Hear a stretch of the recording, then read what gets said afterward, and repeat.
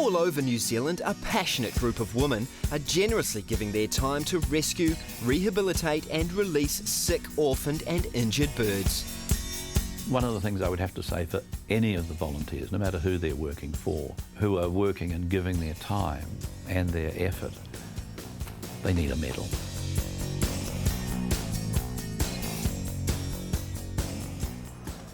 This standard 3-bedroom house in Rothesay Bay is home to one of Auckland's most admired bird rescuers.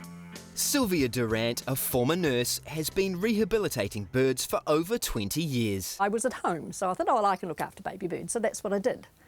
And then gradually I got more and more and more. And then over the years, my husband's died, all the other ladies have given up or shifted away, or so, and I'm the only one left on the North Shore. That's sort of how it's come about. It's 8:30 in the morning and the flow of feathered patients to Sylvia's front door has already begun.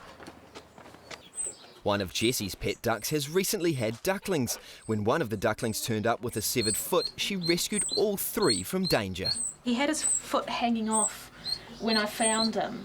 Unfortunately, the pūkekos have been busy. Yeah. That's what they do. If they stray past where their territory is, they just grab hold of them and flick and chuck them away and say, get out of my place. Oh, right. It's really terrible. Okay, so let's have a look at his little foot.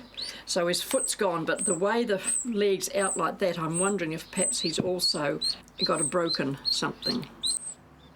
His leg's broken up here as well, so when he's grabbed him, he's given him a shake. Can you feel it? It's a little green stick fracture. Well, I first found out about Sylvia when I found a nestling on the ground in the barn. It was a little naked baby starling. I didn't know what to do with it or how to feed it or anything.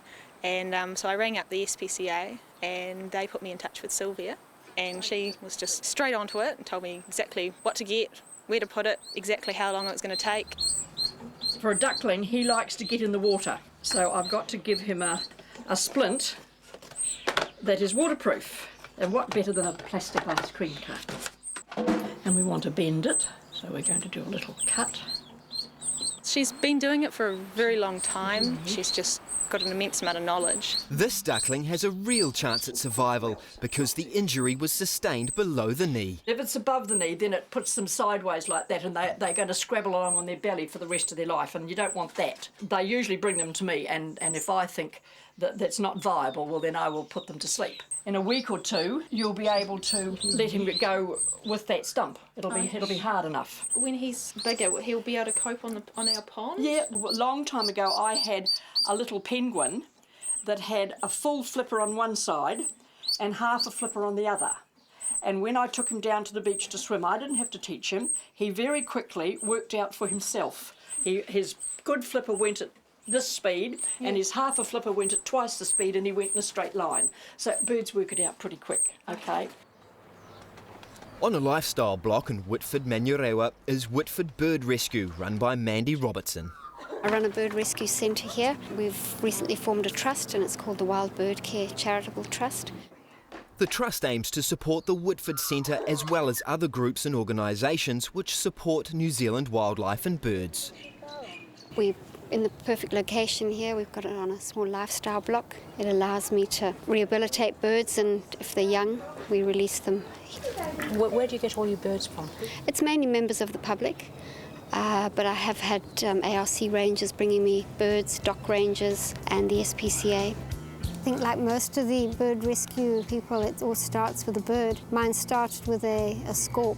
My husband brought home from work and had a broken wing, and haven't looked back since.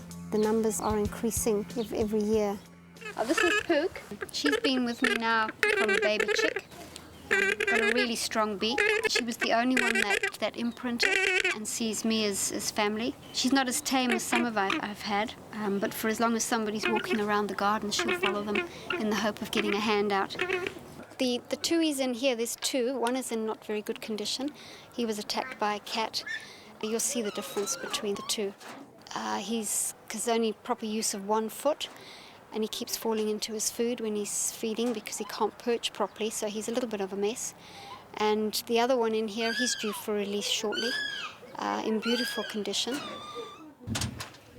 This is our little humble hospital. It's normally busier than this during the sort of spring and summer months, but being winter, The hospital is quiet, most of the birds are out in the aviary.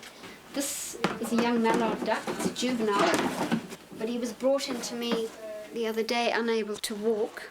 Today he's actually standing and his tail is up. His tail when he came in was dragging. He's made a very quick recovery, which is great. It's what we like, is a quick turnaround.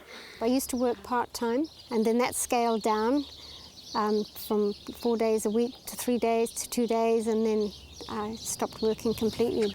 And it's not surprising, considering the huge amount of birds Mandy has to care for. This is our duck mash. The base is chick starter, and it's got whole grain bread, calcium powder, peas and corn, cat biscuits, cat jelly meat, all that good stuff.